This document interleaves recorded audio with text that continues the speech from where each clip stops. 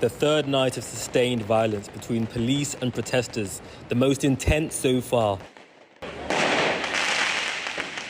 It began in the Parisian suburb of Nanterre over the police killing of 17-year-old Nahal, who was of North African heritage. Police clashed with citizens following a vigil for the teenager.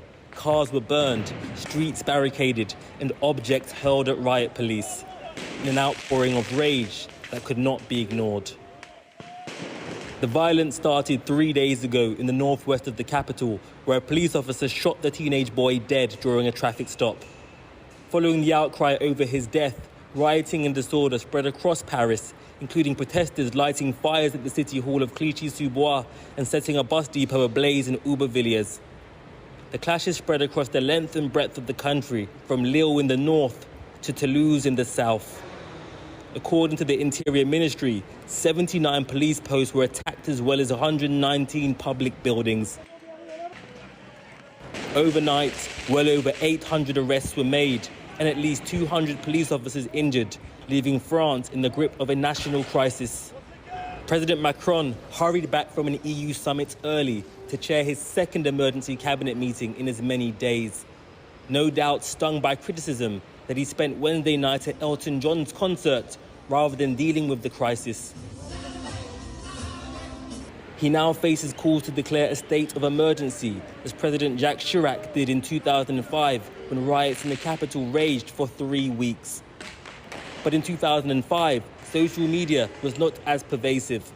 Now President Macron is at least in part blaming copycat violence by teenagers organised online. Social media platforms play a significant role in the events of the past few days. We have on several of them, Snapchat, TikTok and several others, both the organisation of violent gatherings and a form of mimicking of violence, which among the youngest leads to a feeling of unreality. It sometimes feels like some of them are experiencing in the streets the video games that have intoxicated them. The officer who fired the deadly shot today has indicated that he will plead not guilty to a homicide charge, but has offered his apology to Nahal's family. But many public figures are calling for justice above all. Today, calm would not happen if there are no political decisions or actions.